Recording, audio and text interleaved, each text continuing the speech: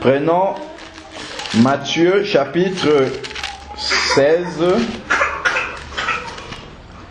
Matthieu 16.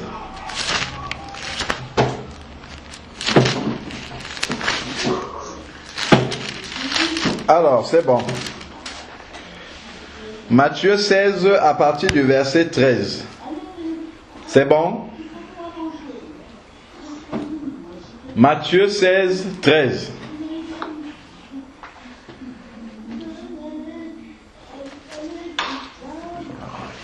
Matthieu chapitre 16, verset 13. Alors, je lis. Jésus, arrivé sur le territoire de Césarée de Philippe, posa cette question à ses disciples. Au dit des gens, qui suis-je? Moi, le Fils de l'homme.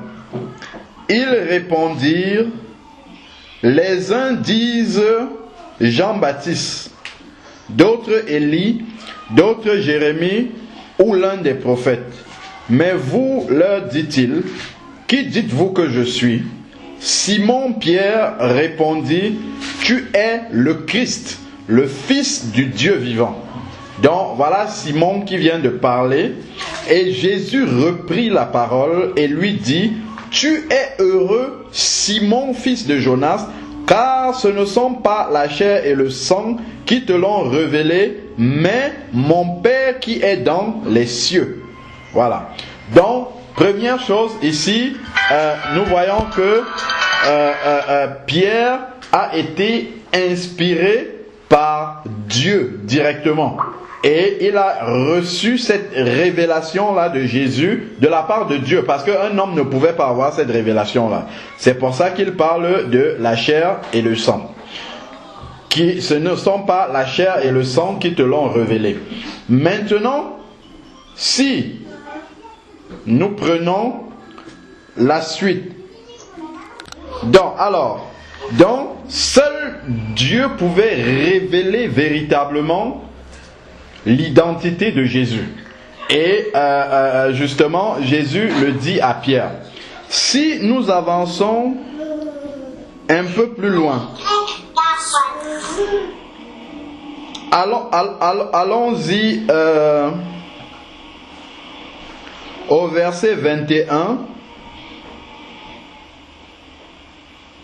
Verset 21, Jésus commença dès lors à montrer à ses disciples qu'il fallait, c'est dans la suite, c'est juste après.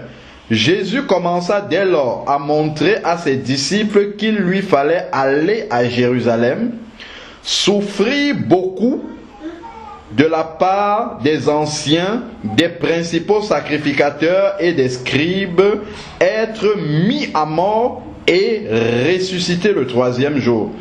Pierre le prit à part. Regardez, c'est le même là qui vient d'avoir la révélation de Dieu. Pierre le prit à part et se mit à lui faire des reproches. Vous voyez là, il commence à reprocher le Seigneur. Le Seigneur qui est parfait, qui est juste. C'est à lui que Pierre commence à faire des reproches en disant: à Dieu ne plaise, Seigneur, cela ne t'arrivera pas. Mais Jésus se retourna et dit à Pierre: arrière de moi, Satan. Est-ce que vous voyez ça? C'est-à-dire que le même Pierre qui, au verset 16, 17, 18 là, a eu la révélation de Dieu, le même maintenant Pierre est inspiré par Satan. Dans sa bouche sont sorties des paroles qui viennent de Satan. Et quand Jésus dit arrière de moi Satan, il ne parle pas à Pierre, même comme le verset dit ici, Jésus se retourna et dit à Pierre. En réalité, c'est Jésus se retourne et parle à l'esprit qui anime Pierre. Et c'est cet esprit-là qui est l'esprit de Satan. Parce que Pierre n'est pas Satan. Satan ne peut jamais être inspiré par Dieu. Parce que quelques versets en haut, là, on voit que Pierre a été inspiré par Dieu. Donc, quand il parle comme ça, en fait, il parle à l'esprit qui est en train d'animer Pierre. Et il s'adresse directement avec le nom de cet esprit-là qui est Satan. Il dit, arrière de moi, Satan. Parce qu'il sait qu'à ce moment-là, Pierre s'est laissé, parce que c'est ça le problème. C'est que Pierre a laissé que Satan inspire une parole et c'est sorti. Mais Jésus qui est en face, ne commence pas à combattre Pierre. Il combat contre l'esprit, parle à l'esprit. Quand je parle de combattre, c'est pas commencer à chasser les démons, non. C'est répondre par la parole de Dieu à l'esprit qui est en train d'animer la personne, qui nous envoie des paroles qui viennent de l'autre côté, c'est-à-dire de la Bible. Alors, tu es pour... On lit la suite du verset. Tu es pour moi un scandale, car tes pensées ne sont pas celles de Dieu. C'est le même Pierre qui avait la pensée de Dieu plus haut. Et maintenant, ici, Jésus dit, tes pensées ne sont pas les pensées de Dieu, mais celles des hommes. Pierre, c'est déjà un homme, non? Comment Jésus peut lui dire encore, tes pensées sont les pensées des hommes? C'est parce que, en fait, Jésus ne parle pas à Pierre. Jésus est en train de parler à l'esprit qui a animé Pierre. Est-ce que vous voyez ça? Parce que Pierre, c'est déjà un homme. Il ne peut pas lui dire, tes pensées sont les pensées des hommes. C'est normal que ses pensées soient les pensées des hommes, puisque c'est un homme. Donc, en fait, ici, on voit bien que Jésus est en train de parler de la même façon que dans Matthieu 4, Jésus répond avec la parole de Dieu au diable. De la même façon ici, tout de suite, de la même manière que Jésus avait identifié que là, c'est Dieu qui a inspiré Pierre pour que Pierre donne son identité, de la même manière, il a exercé le même discernement pour constater que là maintenant, le même Pierre là, il est inspiré par Satan. Et là, Jésus a parlé directement à l'esprit qui anime Satan. Et ça, qui anime Pierre, autant pour moi, qui est l'esprit de Satan. Et là, ça nous montre, puisque la Bible dit que nous sommes les disciples de Jésus, Matthieu 10, verset 24, il suffit aux disciples d'être traités comme le maître. Donc, de la même façon que Jésus a été traité, pareillement, nous, disciples de Jésus, nous serons traités de la même façon. Et maintenant, quel comportement avoir dans ce genre de cas de figure? Il suffit juste d'observer comment est-ce que Jésus s'est comporté dans ces cas-là. Qu'est-ce qu'il a fait à ce moment-là? Il parle, il utilise la parole de Dieu et il parle directement à cet esprit-là. Et c'est la même chose que nous devons faire. Et lorsqu'on voit par la suite, Jésus n'a pas rejeté Pierre, mais il a compris que Pierre était animé par un autre esprit. Et c'est cet esprit-là justement que Jésus condamne. Donc, lorsque nous sommes au contact comme ça des personnes qui nous envoient de mauvaises paroles, des paroles de destruction, toutes ces paroles-là, il faut déjà faire un bon diagnostic. Le diagnostic premier à poser, c'est de savoir qu'en face de moi, j'ai Satan qui est en train de me parler. Ou un esprit, je dis même un enfant de Dieu peut se laisser, là c'est un disciple de Jésus, même un enfant de Dieu à un moment donné peut ne pas inspiré par Dieu, peut ne pas être inspiré par Dieu et être en train de laisser sortir de sa bouche des paroles qui ne viennent pas de Dieu et qui viennent de l'autre. Souvent on a des paroles de découragement, des paroles de doute. Le doute ne vient pas de Dieu. Souvent vous pouvez vous retrouver dans une situation donnée avec des chrétiens. Vous avez la foi que Dieu va intervenir pour débloquer telle situation, mais vous avez un frère, une soeur qui va vous dire, oh non, vraiment moi j'ai eu ça, ça fait 5 ans que j'ai ça, ça n'a pas bougé, c'est toujours la même chose. Donc il vient avec des paroles de doute, et nous savons que le doute vient de l'autre, ça ne vient jamais de Dieu. Donc même un des enfants de Dieu, s'ils ne veillent pas justement à ce qui sort de leur bouche, ils peuvent communiquer justement des pensées négatives qui viennent de l'autre. Mais maintenant, nous en face, nous devons discerner, ah, cette parole, c'est qui vient de sortir, ça vient de Dieu, je retiens. Cette autre parole-là, ça vient du malin qui essaye de me déstabiliser. Parce que c'est ça le but. Puisque le malin voit que nous prions, nous sommes maintenant en communion avec Dieu, qu'est-ce qu'il va essayer de faire? Il va essayer de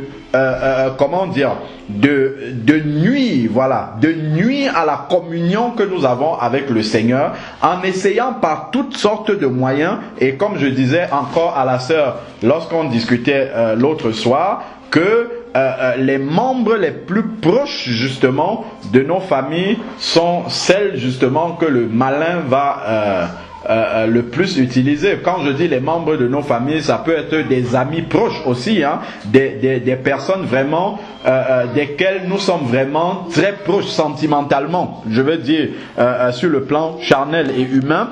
Donc le malin, c'est qu'en utilisant ces personnes-là, ça va nous faire très mal et ça va nous déstabiliser dans notre relation personnelle avec Dieu. Donc on va commencer à murmurer, on va commencer à cogiter et ainsi de suite. Et tout le temps où nous murmurons, nous cogitons, nous ressassons, ce sont ces moments-là justement où nous sommes en train de nous éloigner aussi du Seigneur. Donc ça fait partie justement du plan et des ruses du malin, et il faut que nos yeux soient ouverts là-dessus, exactement comme nous avons lu dans ce passage comment Jésus était très lucide par rapport aux paroles qui sortent de la bouche des gens. Il savait exercer un discernement bien précis sur les paroles qui sortent de la bouche de quelqu'un pour savoir d'où est-ce que ces paroles-là sont inspirées, parce que des paroles peuvent être inspirées directement de la GN. Allons-y dans Jacques 3.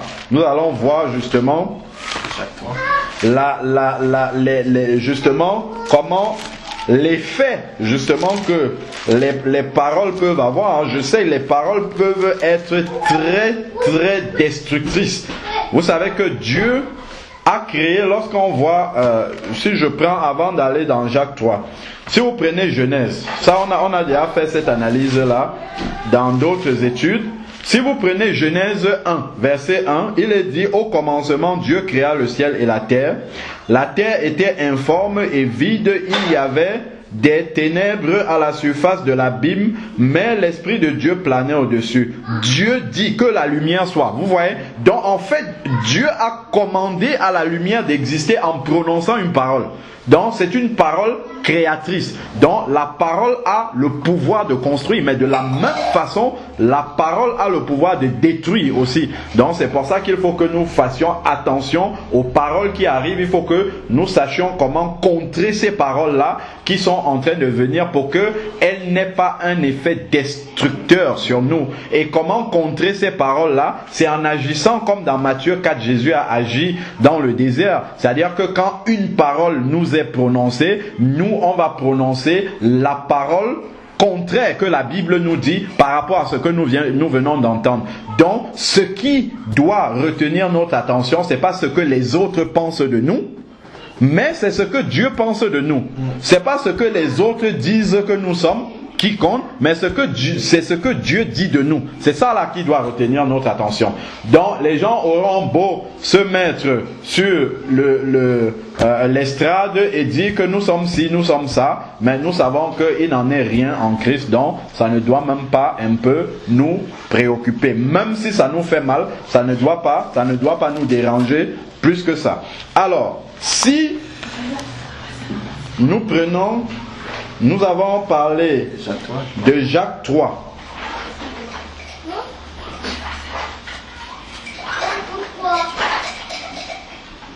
Bon, je ne vais pas le lire entièrement, je vais juste partir dans un verset, le verset 5.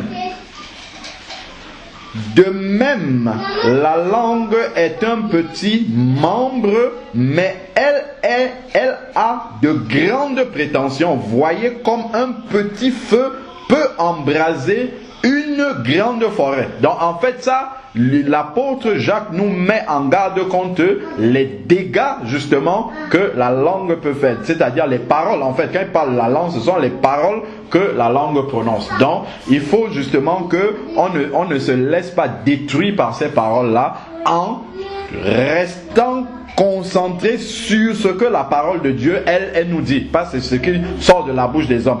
Parce que, justement, la langue peut être inspirée par la GN. Regardons la suite là. Or, verset 6, Jacques 3, 6. Or, la langue aussi est un feu. Elle est le monde. Donc, elle est le monde de l'injustice. C'est la langue. Elle est le monde de l'injustice. La langue a sa place parmi nos membres.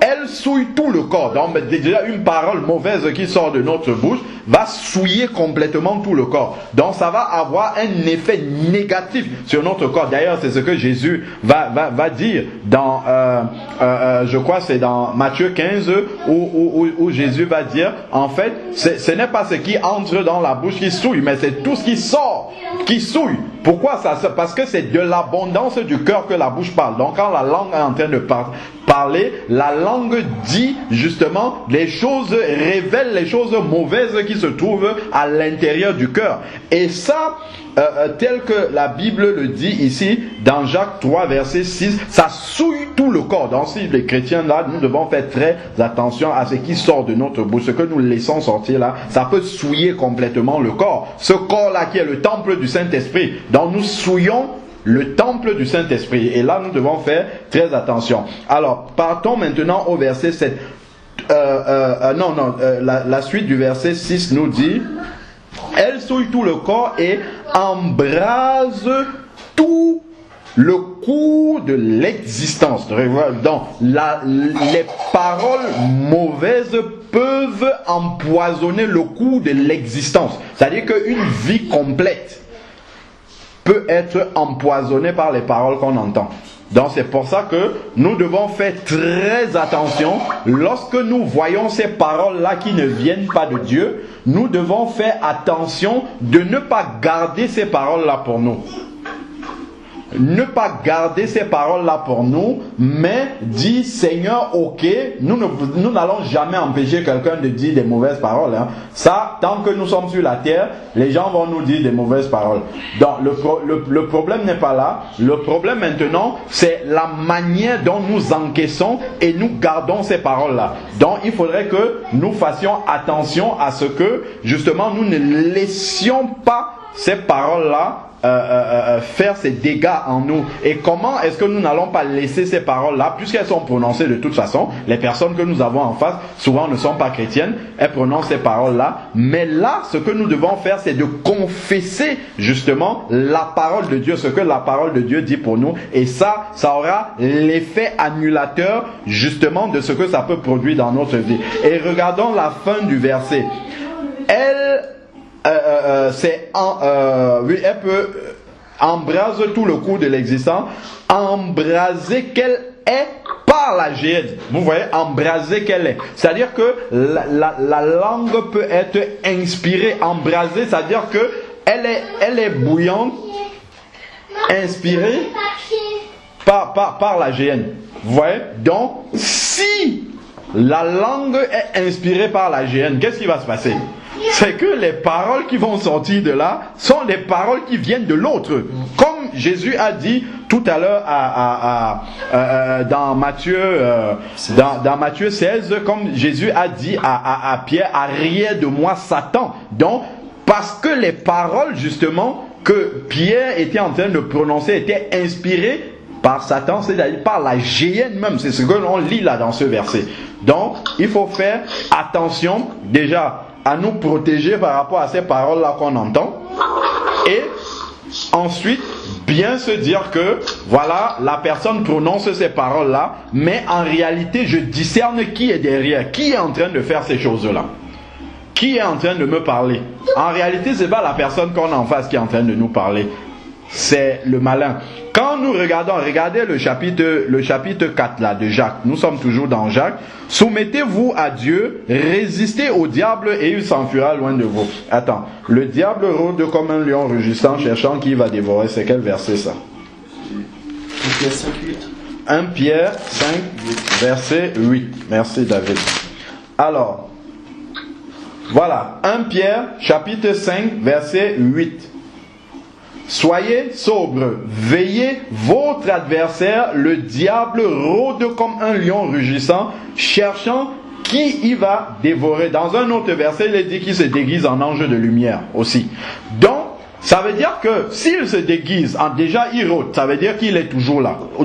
Quand on dit il rôde, il est toujours auprès de nous, mais vous allez chercher le diable visuellement, vous n'allez jamais le voir. Parce qu'il ne va pas venir sous une forme comme ça répugnante pour que vous le répugniez. Non, pas du tout.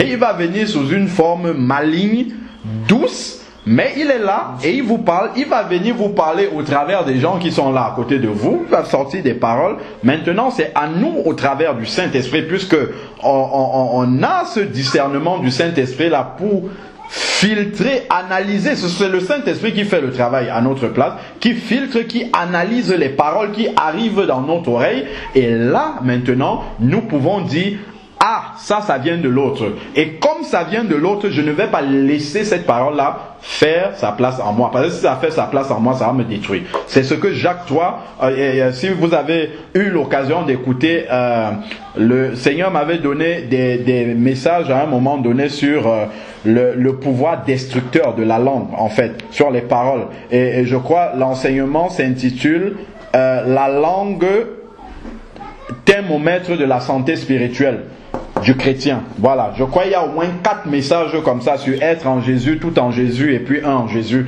Vous pouvez trouver ça là-dessus, où justement par la grâce de Dieu et l'aide du Saint-Esprit, j'avais décortiqué bien Jacques 3 là pour voir ce que la langue est capable de faire dans une vie en termes justement de destruction. Donc il faut justement comprendre ce qui est en train de se passer. Et justement au travers de ça tirer les enseignements et ne pas tomber dans l'erreur de l'autre, hein. Ne pas tomber dans l'erreur de l'autre. Ne pas tomber dans l'erreur de l'autre, c'est ne pas se mettre à commencer à se lamenter avec tout ça, à essayer de combattre la personne, à essayer de faire ses propres plans pour répondre aussi à la personne, pour faire mal aussi à la personne, répondre comme la personne le... Non, ça...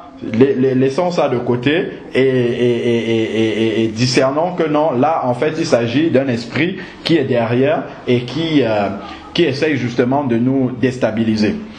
Amen. Amen.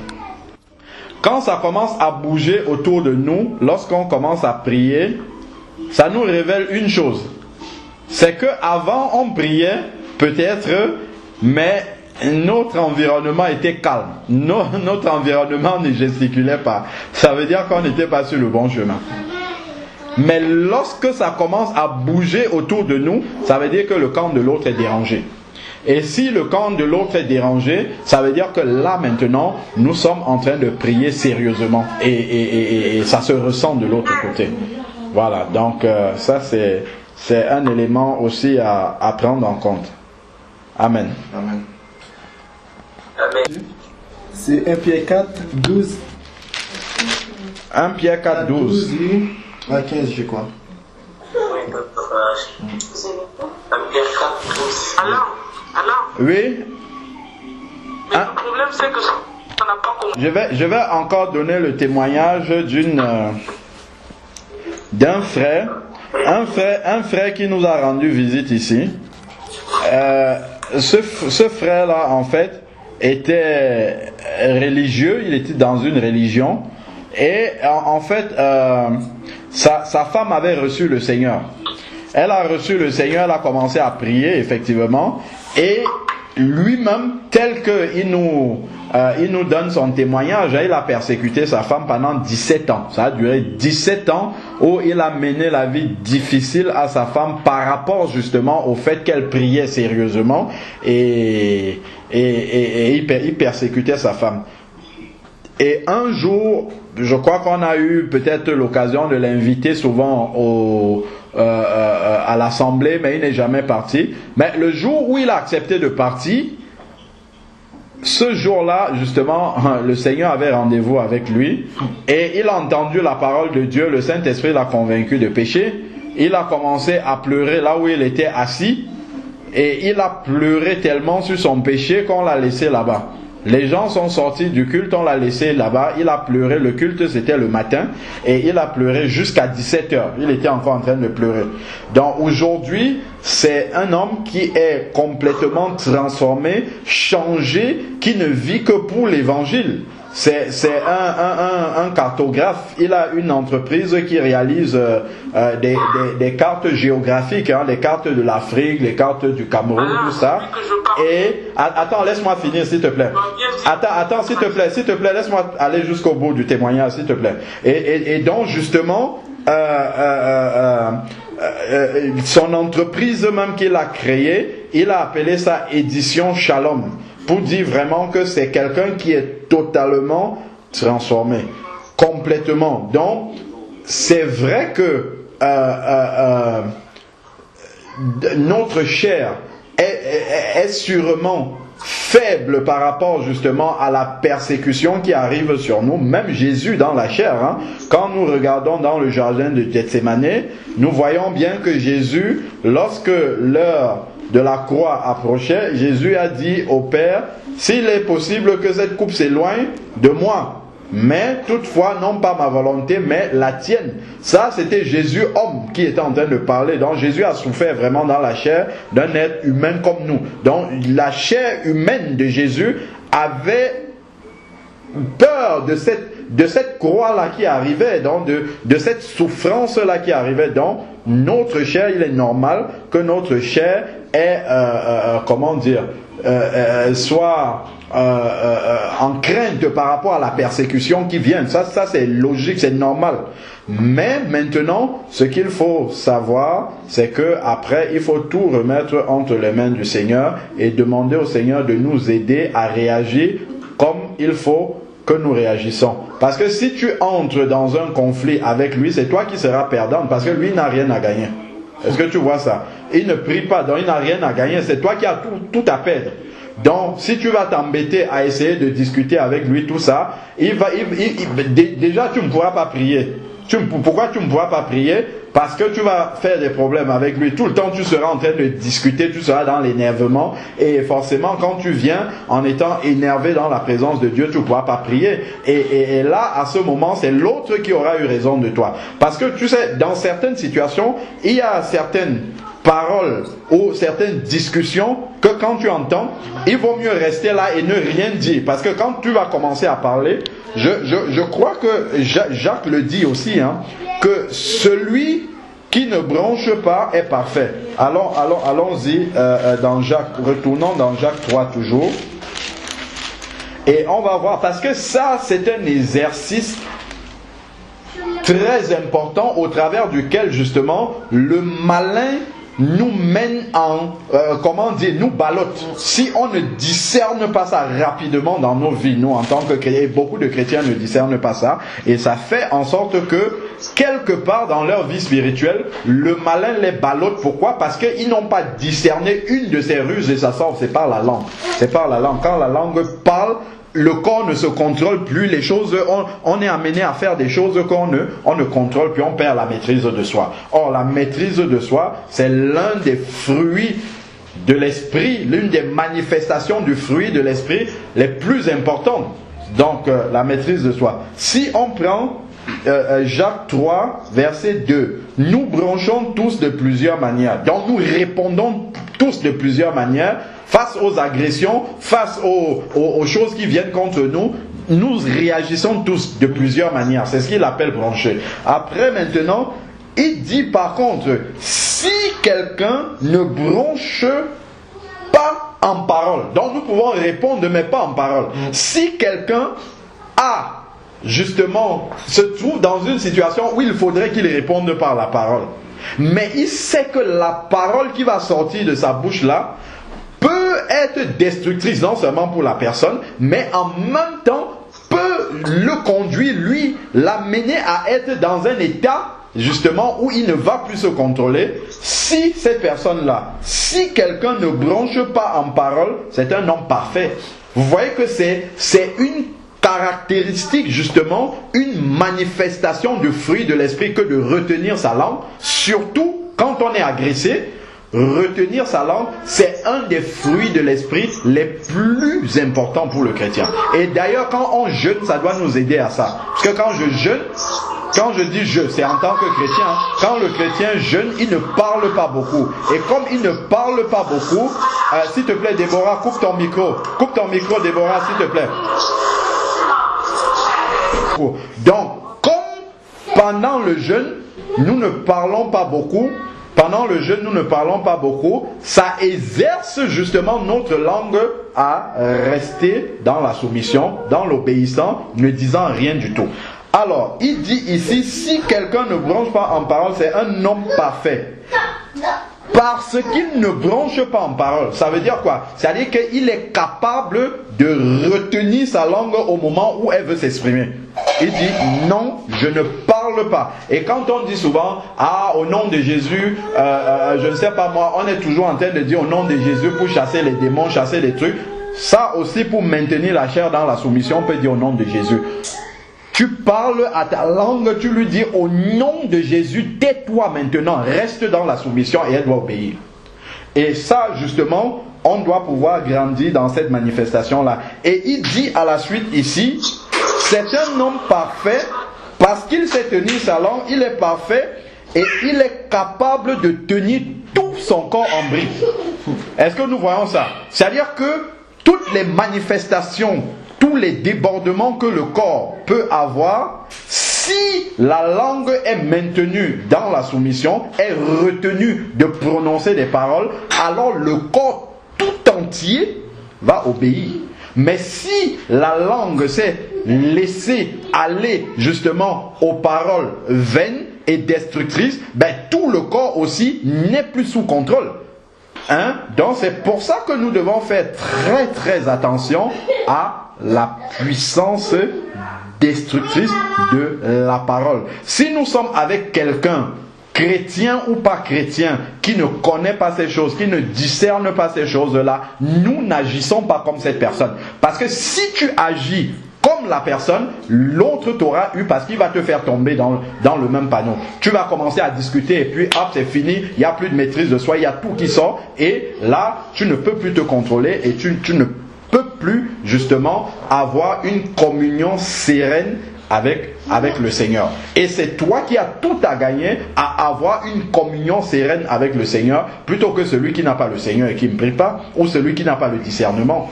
Donc, c'est pour ça qu'il faut faire très attention justement à cela. Ne pas se dire, les combats, il y aura toujours les combats. Les combats font même partie, je crois que c'est le verset que David voulait lire. Les combats font partie de la vie chrétienne. Amen. C'est au travers de ces combats-là justement que le Seigneur va te faire grandir. S'il n'y a pas de combat, tu ne vas pas grandir. Si on vit sa vie chrétienne sur un fleuve tranquille, on ne va pas grandir. La manifestation des fruits de l'esprit, pour que nous puissions grandir dans la manifestation des fruits de l'esprit, il faudrait que nous soyons confrontés à des situations où nous sommes amenés à manifester ces fruits-là. S'il n'y a pas de situation où on doit manifester les fruits de l'esprit, déjà nous-mêmes nous ne saurons pas où est-ce que nous en sommes dans la manifestation des fruits de l'esprit. Donc c'est au travers de ces circonstances-là justement que Dieu permet, parce que Dieu est capable d'arrêter ça du jour au lendemain. Mais Dieu ne le fait pas. Pourquoi il ne le fait pas? Parce que c'est utile.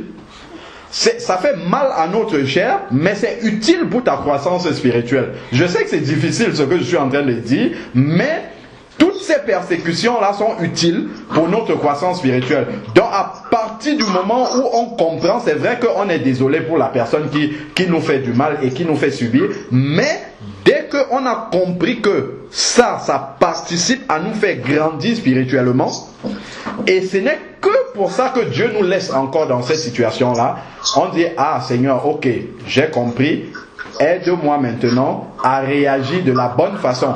Parce que en fait, il faut bien comprendre que pour manifester, grandir dans la manifestation des fruits de l'esprit, il faudrait justement que nous soyons dans les conditions où nous sommes amenés à manifester ces fruits-là, pour savoir où est-ce que on en est. Parce que si justement vous allez à l'école et puis il n'y a jamais d'examen, comment est-ce que vous-même vous pouvez vous évaluer sur votre avancée en fait dans l'acquisition de ce qu'on est en train de vous apprendre? Les examens sont là justement pour nous aider à savoir où est-ce que nous nous situons dans l'assimilation de ce qu'on nous apprend. De la même manière avec le Seigneur, ces épreuves-là, ces situations dans lesquelles nous sommes amenés à manifester des fruits, le fruit de l'esprit, ça nous conduit à savoir, il y a ça qui n'est pas encore bien, et il y a tel autre que je dois corriger jusqu'à ce que ça soit parfait. Hein. Le Seigneur ne va pas arrêter ces épreuves-là jusqu'à ce que nous soyons arrivés à réagir comme Jésus lui-même réagirait dans notre situation. Donc aujourd'hui, ça va être dans ce domaine-là. Demain, quand ça sera réglé, le Seigneur va nous amener un autre domaine et ainsi de suite jusqu'à ce que nous atteignions la stature parfaite de Christ, comme nous dit Éphésiens 4, verset 11 jusqu'au verset 13. Donc, c'est le plan de Dieu. Dans le verset que David voulait lire tout à l'heure, je crois, on l'a coupé, c'est dans 1 Pierre 4, verset 12. David, je te laisse lire. 1 Pierre 4, verset 12.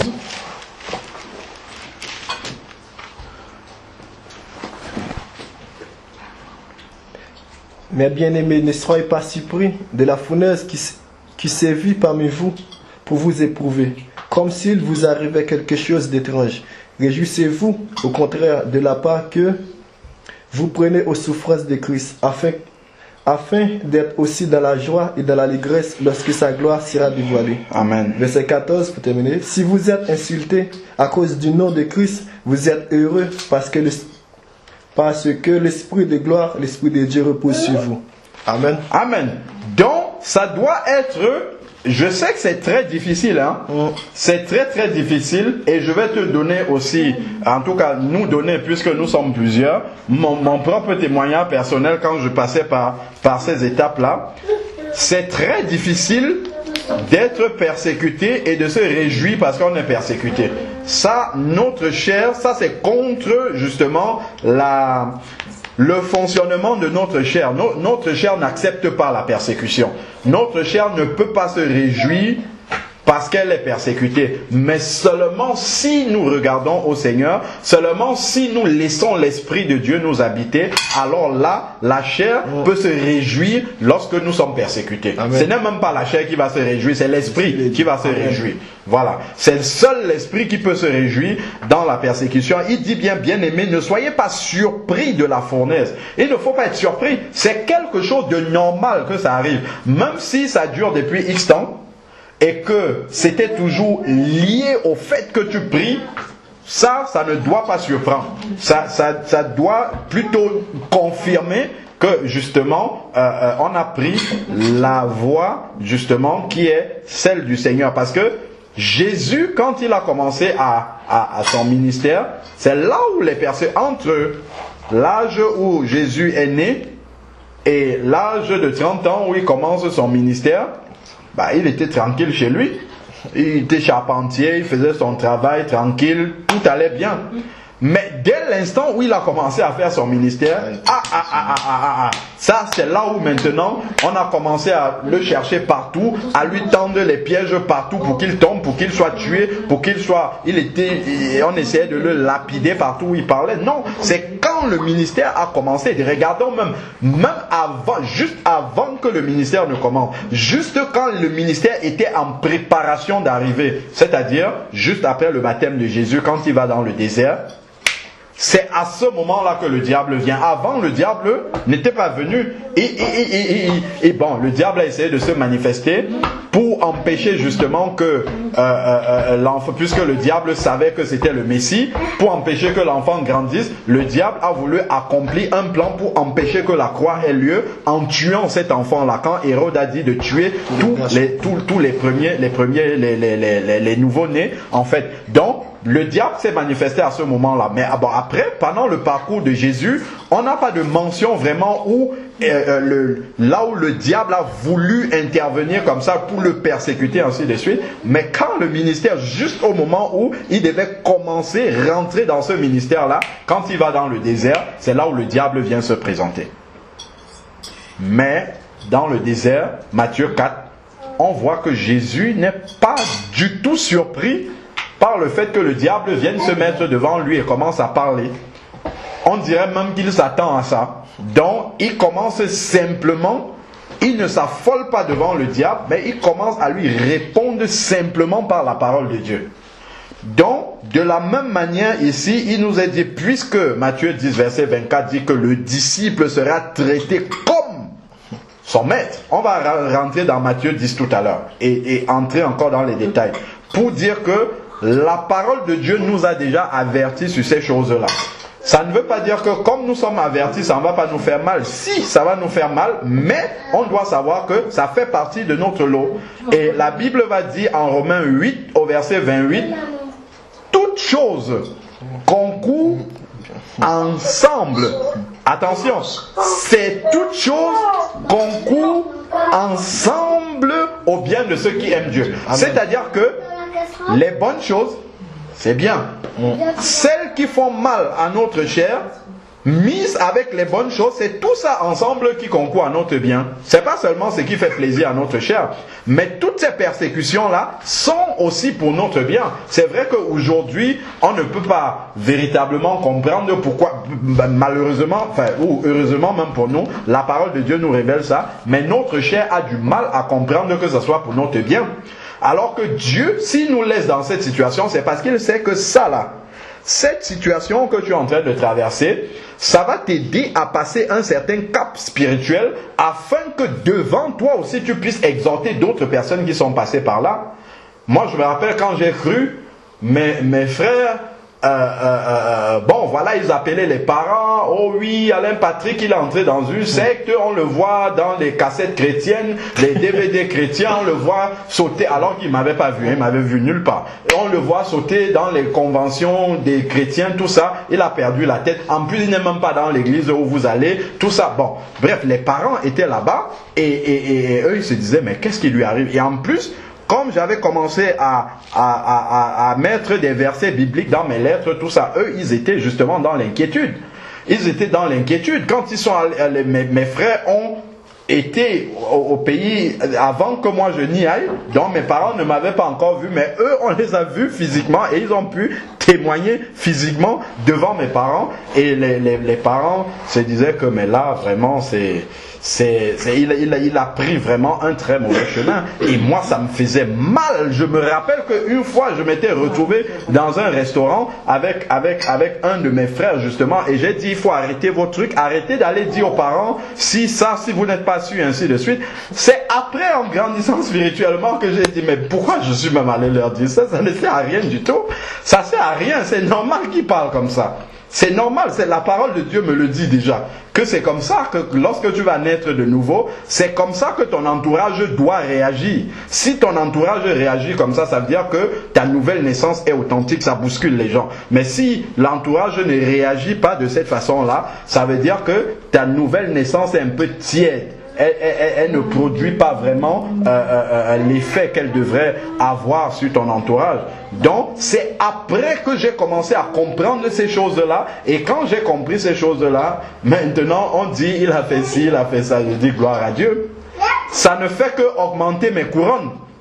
À la fin, amen. Plus, justement, on dit du mal de vous par rapport au Seigneur. Ça ne peut que, justement, vous encourager à persévérer davantage. Donc, ne soyez pas surpris. On est dans 1 Pierre 4, verset 12.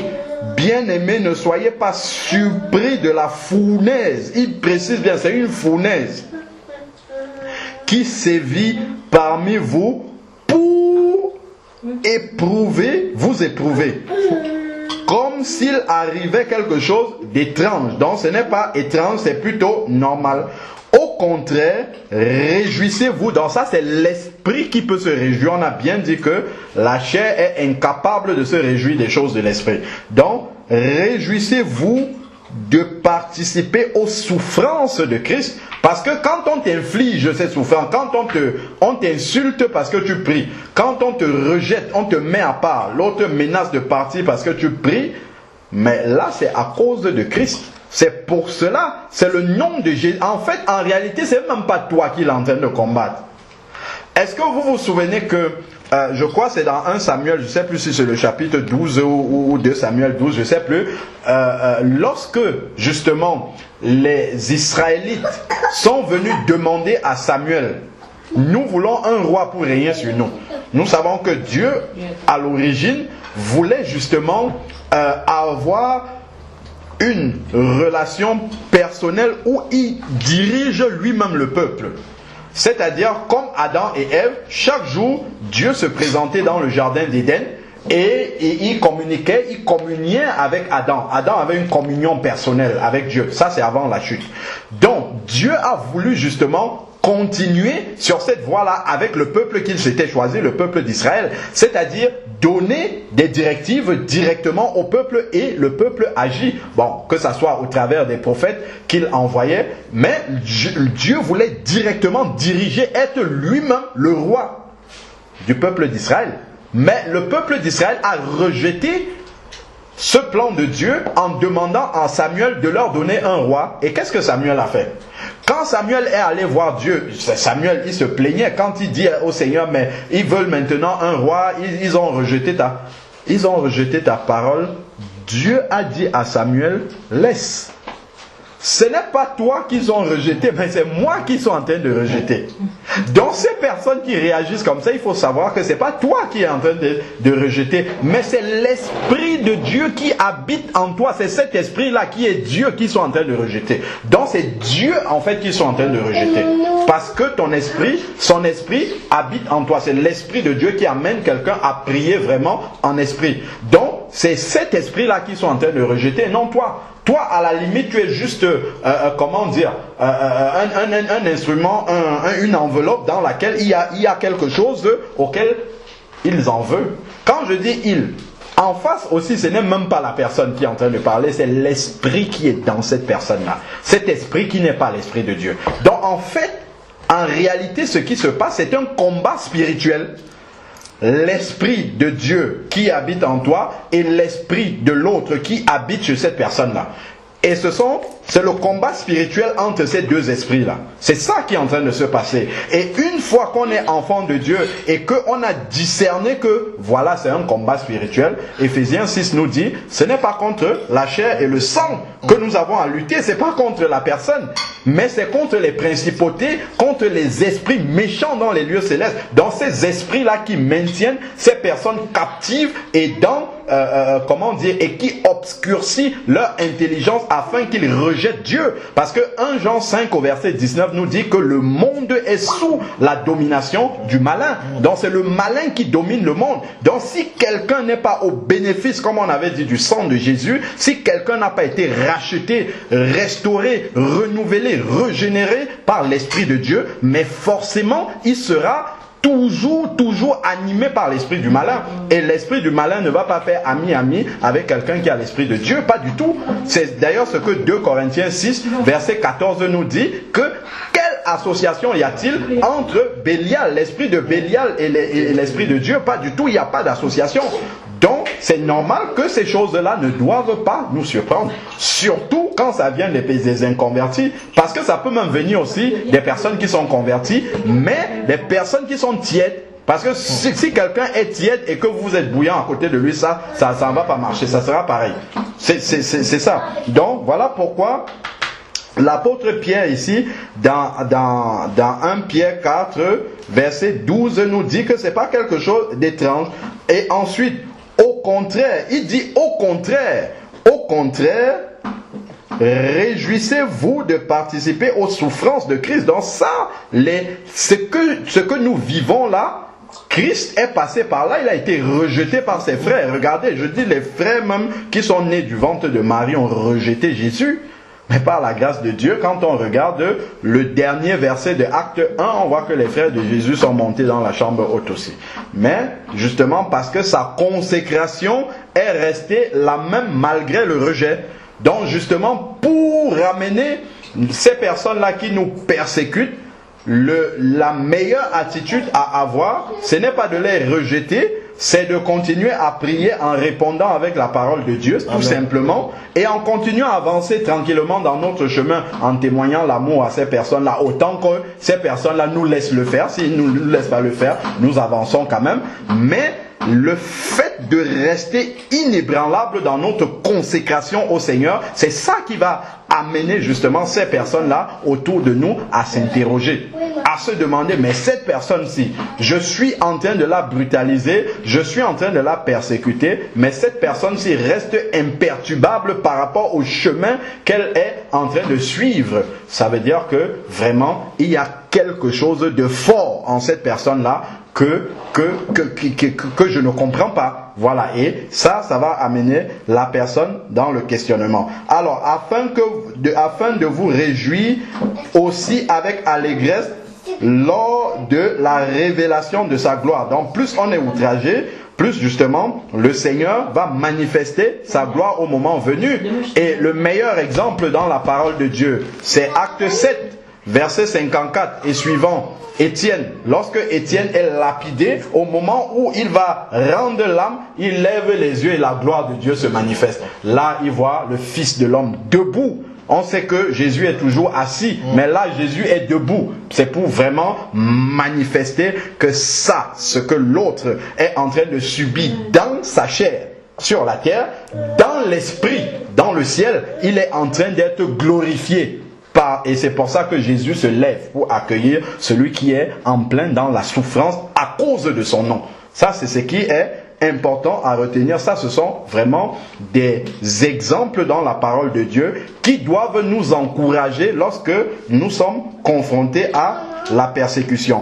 Après, il va dire...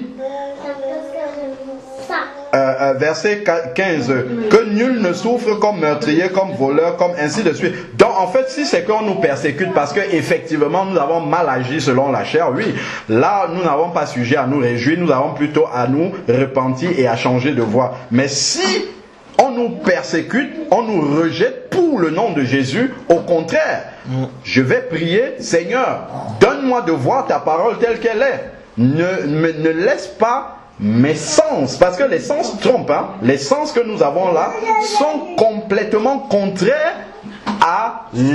aux informations que l'esprit nous envoie. Parce que les sens, ça fait partie de la chair. Les sens ne sont pas régénérés au moment de la conversion. Mon odorat n'est pas régénéré au moment de la conversion. Ma vue physique n'est pas régénérée, ma vue spirituelle est régénérée, bien sûr. Ma bouche, pourquoi on dit qu'il faut tenir la langue? Parce qu'elle peut encore s'exprimer et laisser sortir des paroles qui viennent de mon ancienne nature, de ma vieille nature. Voilà pourquoi il faut maintenir la langue dans la soumission, parce qu'elle n'a pas été régénérée. Si la langue avait été régénérée, on n'aurait pas besoin de contrôler la langue. C'est que automatiquement, la langue confesserait des paroles inspirées du Saint-Esprit. Mais comme la langue n'a pas été régénérée, on doit exercer un contrôle sur ce qui sort de la langue, parce qu'elle est capable de sortir des paroles qui viennent de l'ancien homme, du vieil homme. Donc effectivement, puisque nous ne sommes pas régénérés dans nos sens, les sens nous renvoient une information qui est charnelle, qui est celle du monde et qui n'est pas celle de Dieu. Donc voilà pourquoi la chair peut souffrir alors que l'esprit est en train de se réjouir. Voilà, donc on doit demander au Seigneur de nous aider à nous réjouir. Quand je dis comme ça, je suis en train de me prêcher à moi-même. Hein. C'est pas que je suis un professeur qui prêche aux élèves. Ça, nous tous, nous sommes confrontés à ça. Ça dépend des situations. Hein. Dans certaines circonstances, tu oublies qu'il y a ces versets-là. Parce que la chair est là, elle veut tellement s'exprimer, elle veut tellement dire j'existe, ainsi de suite, et on oublie ces versets-là. Mais ça, c'est ce que nous devons regarder en face lorsque nous sommes outragés dans ces circonstances-là pour le nom du Seigneur. Alors, verset 16, mais si c'est comme chrétien, qu'ils n'en rougissent pas, donc qu'ils ne se plaignent pas. C'est vrai que la démarche aujourd'hui que tu peux avoir de dire « Ah oui, c'est comme ça, c'est ça ». Je pense que si tout le monde témoigne ici, ceux qui ont été persécutés par la famille, les amis proches, ainsi de suite, c'est la même réaction que nous avons tous au début. C'est d'abord de nous plaindre, de dire « Ah, vraiment, Qu'est-ce qu'ils ont trouvé avec moi? Pourquoi ils me font ça? Ainsi de suite. Mais après, au fur et à mesure qu'on grandit, avec le Seigneur, on comprend que ça c'est normal. En plus, ces personnes-là, souvent, quand elles nous persécutent, elles pensent être en train de bien agir. Parce que selon leur logique, à elles, selon la logique qui est la leur, elles sont en train de bien agir, c'est pour nous protéger, alors que justement, l'autre, sous prétexte de nous protéger, veut nous éloigner, en fait, du Seigneur. Voilà, donc, parce qu'elles ne sont pas animées par le même esprit que nous, leur sens de protéger n'est pas celui de Dieu. C'est le sens de... la preuve, l'apôtre Pierre, toujours dans Matthieu 16. L'apôtre Pierre, quand il dit à Jésus de ne pas aller à la croix, c'est pas humainement, dans sa réflexion humaine, il n'est pas en train de faire une mauvaise chose. Il se dit, c'est pour protéger le Seigneur. Comment j'aime tellement le Seigneur, je ne peux pas le laisser aller mourir. Donc il le dit avec cette conviction, mais humaine. Une conviction humaine qui n'est pas la pensée de Dieu. Il dit non, ne plaise à Dieu. C'est-à-dire qu'il était tellement convaincu de faire une bonne action. Il dit ne plaise à Dieu, tu n'iras pas à la croix. Tu ne souffriras pas comme ça. Mais l'Esprit de Dieu ne lui avait pas encore éclairé l'intelligence pour qu'il sache que en fait c'est au travers de cette souffrance-là que l'humanité entière va être sauvée. Donc en fait il s'était mis en barrière pour empêcher que le plan de salut de l'humanité entière puisse s'accomplir. C'est pour cela que Jésus avait discerné dans la parole de Pierre. Il a dit arrière de moi Satan, parce qu'il savait que ce n'est que Satan qui veut empêcher que le projet de Dieu de racheter l'humanité puisse s'accomplir. Pourquoi? Afin que l'humanité soit condamnée avec lui dans la géhenne.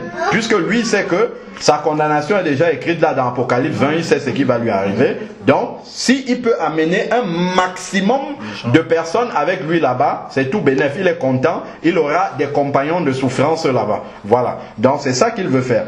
Alors, donc... Mais, si...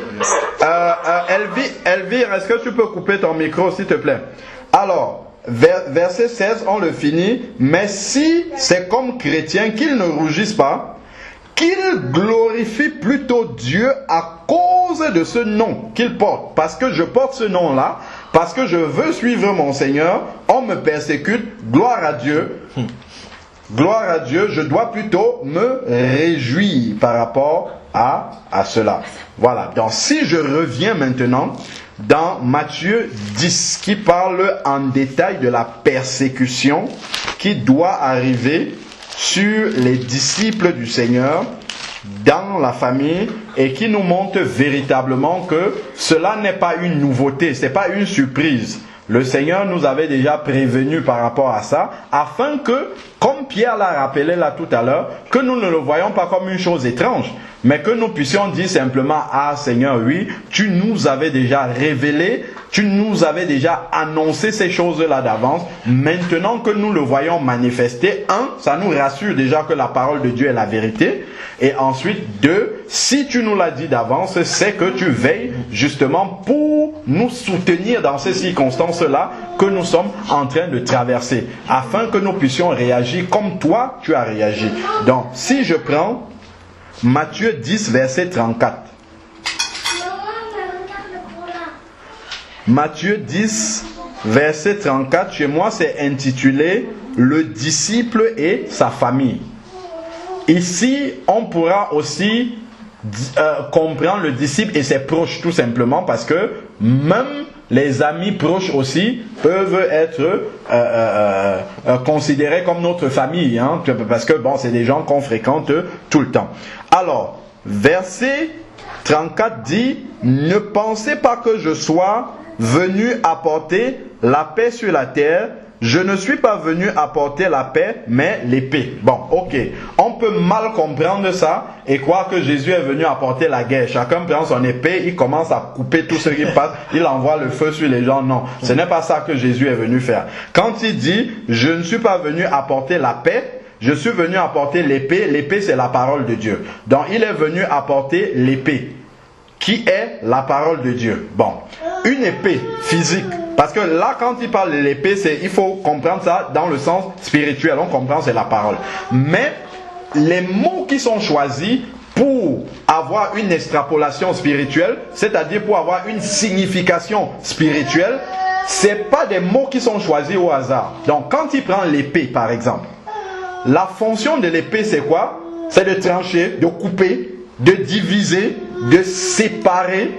Vous voyez? C'est ça que l'épée fait. Nous avons quelque chose qui, un objet comme ça qui est entier. Et puis quand l'épée passe dessus, hop, ça coupe, il y a un morceau qui va à gauche et l'autre va à droite. Et c'est ce que la parole de Dieu fait. C'est ce que la conversion fait.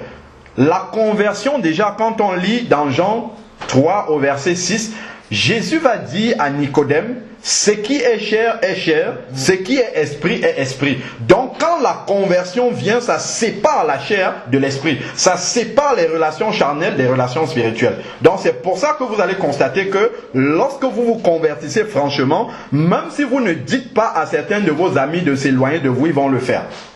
Parce que l'épée est venue, l'épée de la parole de Dieu que vous avez acceptée est venue, chouette, couper, hop, ce qui était de la chair, ça va partir, ça va voler en éclats, et ce qui est maintenant spirituel va rester.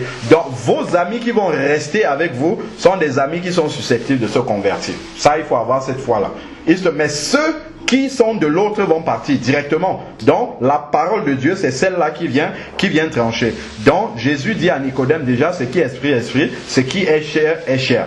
Donc cette séparation, cette coupure-là qui vient avec la parole de Dieu, c'est le travail de l'épée, c'est le travail de la parole de Dieu. Quand on vient dans une famille, quand on vient au milieu de deux amis, quand on vient au milieu d'un couple et qu'on annonce la parole de Dieu, nécessairement il y a des positions qui vont être prises. Quelqu'un qui va dire « je suis d'accord », l'autre qui va dire « ça m'embête » et ça fait la séparation. Pourquoi? Parce que celui qui aura accepté la parole de Dieu, Jean 1 verset 12 nous dit « à ceux qui l'ont reçu, elle a donné le pouvoir ». La parole de Dieu a donné le pouvoir de devenir un enfant de Dieu. Donc maintenant, celui qui a reçu cette parole, celui qui a accepté cette épée-là dans sa vie, devient un enfant de Dieu. Il a reçu le pouvoir par la parole de Dieu, par cette parole-là qu'il a acceptée, de devenir enfant de Dieu. Qu'est-ce qui va advenir de l'autre? L'autre n'est pas enfant de Dieu, il est enfant du malin maintenant. Donc maintenant vous avez deux esprits contraires. Donc ces esprits-là sont amenés justement à s'entrechoquer et c'est ça qui crée la division, justement cette séparation spirituelle qui est là. Après maintenant, la conséquence sera aussi dans le domaine physique, mais c'est quelque chose qui commence spirituellement. C'est-à-dire, quand on s'est converti, on a reçu l'Esprit de Dieu. Ceux qui n'ont pas l'Esprit de Dieu, justement, sont directement, spirituellement opposés à nous parce qu'ils ont un autre esprit. Maintenant, ça peut avoir des conséquences et des répercussions dans le domaine physique et ça va se manifester par l'agression verbale, ça va se manifester par les calomnies, ça va se manifester par toutes sortes de choses. Ça peut aller du plus simple au plus grave. Voilà, donc ça déjà c'est quelque chose qui est annoncé dans la parole de Dieu. Alors, verset 35, Matthieu 10, 35, car je suis venu mettre la division. Ce n'est pas qu'il va dire sépare-toi, laisse les uns, non. C'est que naturellement ça va se faire. C'est la parole de Dieu qui va amener cette séparation-là, tout simplement. À partir du moment où une personne accepte la parole de Dieu et l'autre la rejette, ça met la division nette. Moi, je peux voir ici, mes frères ne me rendent pas beaucoup visite, très peu. Ils peuvent arriver dans la région parisienne, ils vont ailleurs chez des cousins parce que là-bas ils peuvent parler de ce qu'ils veulent. Mais quand ils vont pas venir ici, on va parler des nouvelles de la famille rapidement. Après, il n'y aura plus rien à se dire, rien du tout. Donc ils vont s'ennuyer, ou bien quand ils vont vouloir, je sais pas, faire leur sortie nocturne, tout ça, ils vont me voir dormir, ils vont être embêtés. Bon, donc à partir déjà de ce moment-là, on comprend que la séparation est là. Même si vous ne dites rien aux gens, la nouvelle manière, Elvire, s'il te plaît, coupe le micro. La nouvelle manière de vivre que va vous communiquer automatiquement l'Esprit de Dieu que vous avez reçu, ça va vous séparer des gens. automatiquement, sans avoir besoin de dire quoi que ce soit aux gens, ça va directement créer cette division-là. Donc il dit entre l'homme et son père. Vous voyez à quel point, pourquoi entre l'homme et son père? L'homme et le père, que ce soit la fille et le père, partagent des liens de sang. Et il y a des liens charnels entre les deux, mais quand la parole de Dieu arrive, puisque ce qui est chair, ce qui est esprit est esprit. Mais c'est la parole de Dieu qui vient révéler ce qui est de la chair et révéler ce qui est de l'esprit. Si on lit la suite justement de 1 Jean 1 verset 12, si on regarde le 13 et suivant là, il va dire qui est né non selon la volonté de la chair, mais ni de la volonté de l'homme, mais de l'esprit. C'est-à-dire que lorsque la parole de Dieu vient, le Père est là, le Fils est là, le Père est là, la fille est là. Il y a des relations charnelles entre les deux. La parole de Dieu va venir éclairer pour séparer ce qui est de la chair avec ce qui est de l'esprit. Et voilà comment la division va naturellement se produire. Et il ne faut pas être étonné de ça. Vous êtes dans une famille qui, peut-être, beaucoup de gens ne sont pas convertis, ils vont pratiquer des choses qu'elles trouvent normales, pratique des traditions. Si quelqu'un meurt, on doit couper les cheveux à gauche, à droite, on doit prendre un peu de cheveux, envoyer à gauche, à droite. Vous allez dire que vous ne faites pas ça. Automatiquement, on va vous dire, toi tu viens d'où pour ne pas accepter quelque chose que depuis au moins 8 générations en arrière, nos grands-parents font ça. Qu'est-ce que tu veux dire? Tu remets en question tout ce qui est communément accepté. D'autres font les cultes de crâne, d'autres font des danses quand quelqu'un est mort. Ainsi. Il y a tellement de choses. Vous allez aller dans un deuil, les gens cousent des uniformes, ils mettent je sais pas sûr, le vêtement avec la photo de celui qui est mort dessus. Vous allez dire, moi je ne peux pas faire ça parce que justement la Bible m'enseigne que le mort n'aura plus part à ce qui se fait sur le soleil, comme Ecclésiaste le dit, donc je ne vais pas faire ça.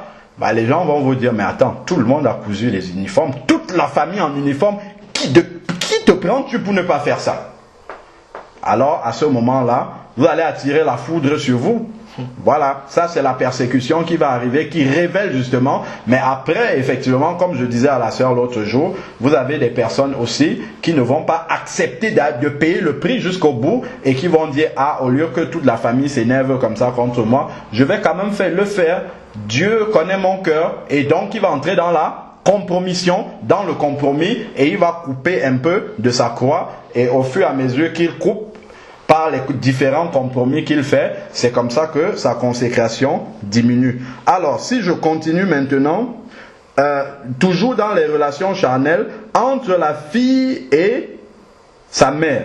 Voilà, le père, le fils, la fille, la mère. Donc on voit vraiment les relations les plus proches dans la famille. C'est là justement que la parole va trancher et faire mal surtout. Les relations là, ce sont des relations qui sont tellement fusionnelles que lorsque la parole de Dieu arrive pour trancher dans ces domaines-là, ça fait très mal. Entre la belle-fille et sa belle-mère. Bon, il y a un frère qui, quand il lit ça, il dit qu'il n'y a pas besoin de beaucoup faire pour déjà qu'il y ait des problèmes entre la belle-fille et sa belle-mère. C'est déjà naturel. Mais bon, la parole de Dieu vient encore ajouter. C'est juste pour faire de l'humour. Alors, verset 36. Et l'homme aura pour ennemi les gens de sa maison. Ça, c'est un verset clé. Les gens de sa maison, c'est-à-dire les personnes les plus proches. Vous avez vu, avec les autres, il parlait de division, mais avec les gens de ta maison, c'est-à-dire les personnes qui te sont les plus proches, c'est ennemi qui est utilisé. Pourquoi ces personnes-là sont ennemies? Nous-mêmes, l'apôtre Paul dit, quand nous n'étions pas convertis, nous étions quoi? Ennemis de Dieu. Pourquoi nous étions ennemis de Dieu? Parce qu'on n'avait pas l'esprit de Dieu. Nous avions un autre esprit. Nous étions donc ennemis de Dieu. Donc, nous étions en inimitié. Nous étions en inimitié, voilà, contre Dieu. Mais aujourd'hui, nous avons l'Esprit de Dieu. Donc, nous lui appartenons, comme dit Romains 8, là. Si nous avons l'Esprit de Dieu, de Christ, alors nous lui appartenons. Maintenant que nous avons cet Esprit, nous appartenons à Dieu. Donc, nous ne sommes plus ennemis de Dieu, mais nous sommes amis et fils, enfants de Dieu. Et l'autre maintenant, forcément, lui, il a un autre esprit. Puisqu'il a un autre esprit, ça veut dire quoi? qu'il est comme nous étions avant. Nous étions avant quoi? Ennemis de Dieu. Et donc lui, en étant ennemi de Dieu, et nous sommes amis de Dieu, on ne peut pas être amis avec cette personne-là. Est-ce que vous voyez ça? Est-ce que vous pouvez être ami avec quelqu'un et être ami avec l'ennemi de la personne? C'est pas possible. Ce n'est absolument pas possible d'être le bon ami de quelqu'un et d'être le bon ami de son ennemi. C'est pas possible. Donc, puisque ces personnes-là sont ennemies de Dieu et que nous sommes amis avec Dieu, ben forcément ils seront ennemis avec nous.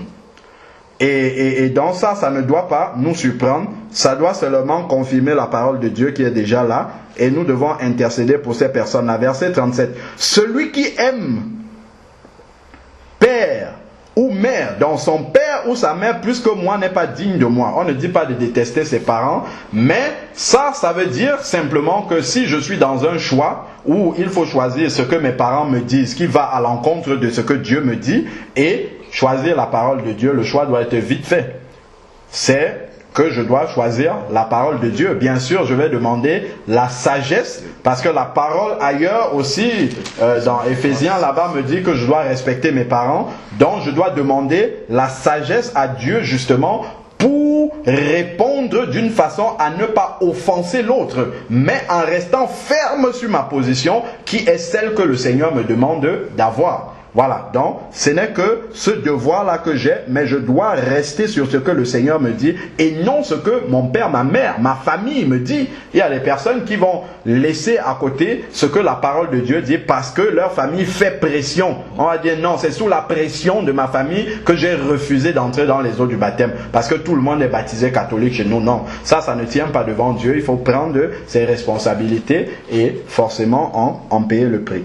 Alors, celui qui aime père et mère n'est pas digne de moi, et celui qui aime fils et fille plus que moi n'est pas digne de moi. Donc voilà également ce que nous devons comprendre, que toutes ces relations charnelles qui sont très très fortes, le Seigneur passe avant tout. Voilà pourquoi le Seigneur va dire, le premier commandement c'est tu aimeras le Seigneur ton Dieu de tout ton cœur, de toute ta pensée, de toute ton âme. Mais c'est pas de cette façon-là qu'on peut aimer une personne humaine. Que à chaque instant et ainsi de suite, bien qu'il y a des gens sur la terre qui s'efforcent à aimer d'autres personnes comme ça. Alors, verset 38, celui qui ne prend pas sa croix, vous voyez, ce n'est pas celui qui accepte de porter sa croix. Parce que s'il accepte seulement de porter sa croix, c'est comme si on lui imposait cette croix-là.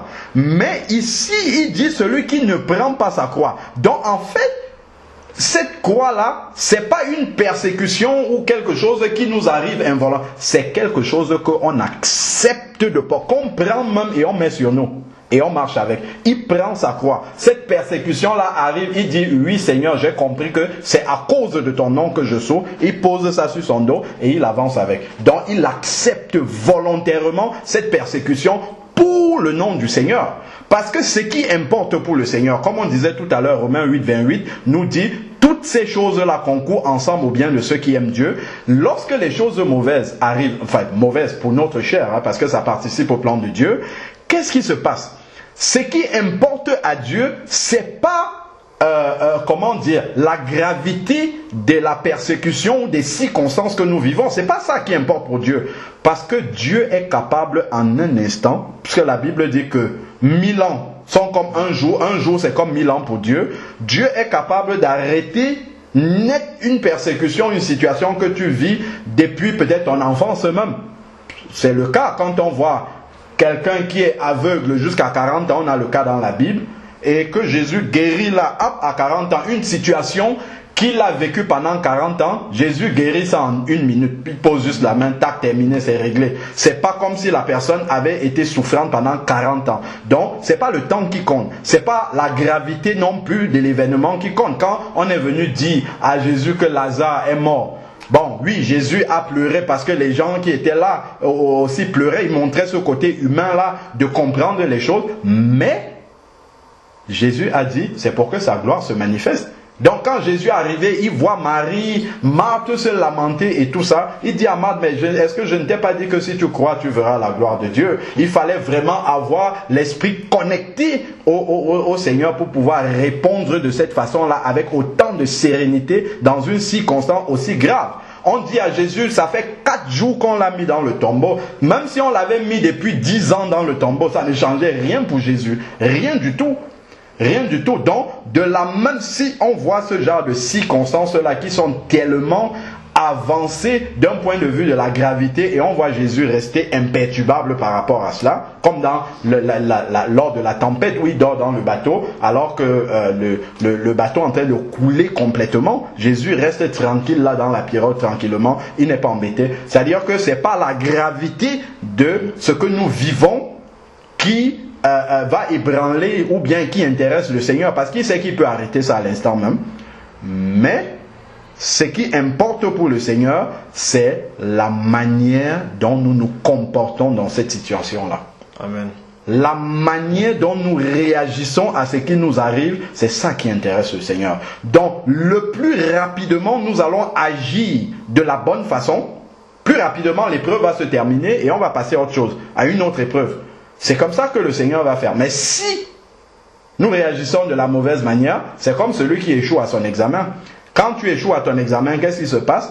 Tu reprends, tu redoubles la classe. Donc le Seigneur va continuer à ramener d'autres épreuves qui sont similaires, ou bien va nous simplement nous laisser dans l'épreuve jusqu'à ce que l'épreuve nous ayons réagi de la bonne façon et que le Seigneur sache que bon, ok, le travail que je voulais faire dans la vie de ce disciple-ci, au travers de cette épreuve que j'ai permise dans sa vie, maintenant c'est bon, je vois qu'il a atteint le niveau, la stature que je voulais, il passe à autre chose maintenant. Nous passons en classe supérieure, mais tant que nous réagissons mal, nous continuons dans l'épreuve, de la même façon que le peuple israélite, lorsqu'ils étaient dans le désert, qu'ils auraient dû traverser en 40 jours, ils ont fait 40 ans. Pourquoi? Parce qu'ils n'obéissaient pas. Alors que l'image du Saint-Esprit, qui est la colonne de nuée, qu'ils suivaient, la colonne de feu, qui les guidait la nuit, et la colonne de nuée qui les guidait le jour, comme ils désobéissaient au Seigneur, la colonne de nuée tournait en rond, et puis eux aussi ils tournaient en rond, alors qu'ils auraient dû sortir du désert longtemps avant. Alors, donc, celui qui ne prend pas sa croix, nous sommes au verset 38, et ne me suit pas, n'est pas digne de moi. Donc, c'est une souffrance volontaire que nous acceptons. Celui qui aura gardé sa vie la perdra. C'est-à-dire que celui qui, pour ne pas être persécuté, va faire des compromis, va perdre sa vie. Perdre sa vie, c'est-à-dire cette consécration-là qu'il avait avec le Seigneur, il va la perdre. Et au final, s'il ne veille pas, s'il ne fait pas attention, l'Esprit de Dieu risque de s'attrister en lui et partir. Donc, au travers de ces épreuves-là, il faudrait que nous soyons vigilants.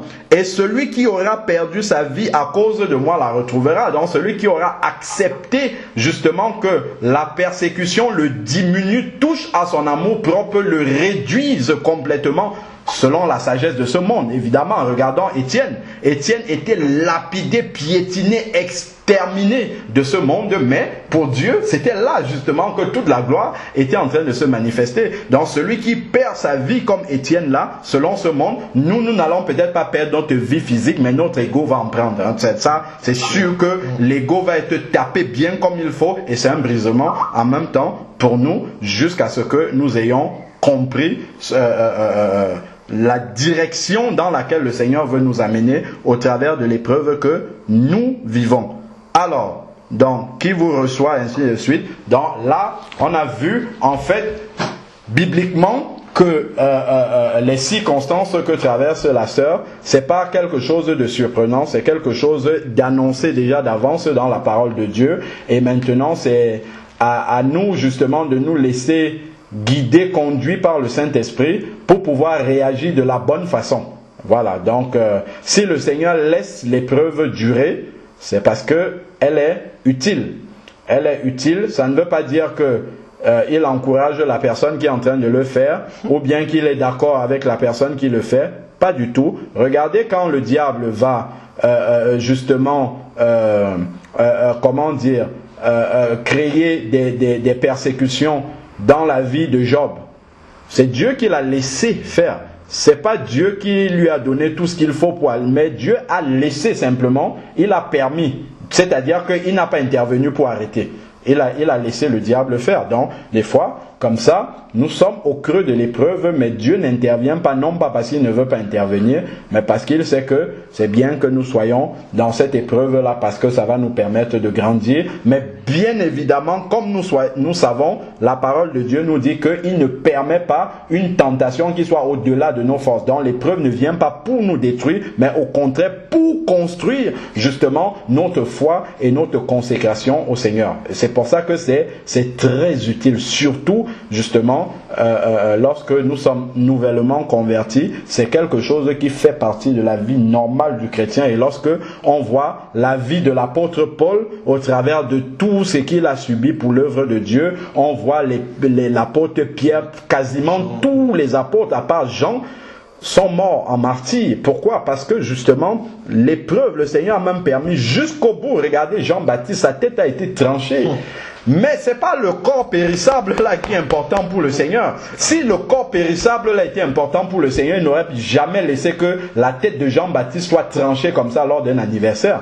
Pas du tout. Mais parce que ce corps-là, ça ne fait que abriter l'esprit qui est régénéré en Christ et qui est la chose la plus importante pour Dieu, le corps peu importe.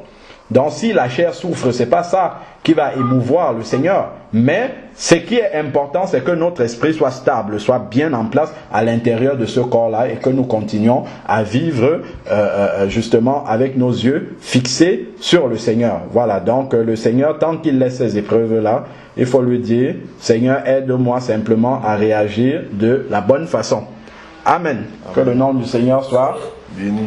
Béni, Seigneur Dieu Tout-Puissant, Père, je veux te rendre grâce encore, Seigneur Dieu, pour ta parole que tu nous as donné de partager. Merci pour ce rappel que tu nous donnes encore à chacun d'entre nous, Seigneur Dieu, pour nous avertir sur toutes les épreuves, les persécutions par lesquelles nous sommes amenés à passer, Seigneur Dieu, pour justement grandir avec toi, Seigneur Père, avant même que tu ne permettes que nous passions par des épreuves, Seigneur, toi-même tu es passé par là et tu es sorti victorieux, Seigneur Père. Et nous savons que c'est ton esprit qui habite en nous, Seigneur Dieu, ce qui veut dire que nous aussi, nous pouvons être victorieux, non pas par nos propres forces, Seigneur Dieu, mais par le concours de ton esprit que tu as fait habiter en nous, Seigneur Dieu Tout-Puissant. Père, je te prie d'aider notre sœur, Seigneur Dieu Tout-Puissant, de lui révéler encore en profondeur ce message, Seigneur Dieu, sur la persécution liée à notre foi, Seigneur Père, afin qu'elle accepte cette persécution-là dans sa vie et qu'elle te glorifie même dans son esprit, Seigneur Dieu, d'avoir permis qu'elle soit traitée injustement pour ton nom, Seigneur Dieu, car c'est un privilège. Seigneur, même si sa chair ne comprend pas cela, même si sa chair le combat, ô Père éternel, aide-la, Seigneur Dieu, à ne pas céder, à ne pas abandonner, à ne pas crouler, Seigneur Dieu, sous le poids de cette persécution, Seigneur Dieu, mais que ses yeux restent fixés sur l'objectif, sur la cité céleste, et qu'elle te rende grâce, Seigneur Dieu, de lui permettre de grandir dans la manifestation du fruit de l'Esprit. Père, merci encore de nous rappeler à chacun d'entre nous, au moment où nous nous trouvons, chacun de nous confrontés à ce type de circonstances, que nous nous souvenions toujours de ces paroles que nous venons de prononcer, Seigneur Dieu, et que nous te glorifions en priant pour ceux qui nous persécutent, Seigneur Dieu, au nom puissant et glorieux de Jésus-Christ. Amen. Amen.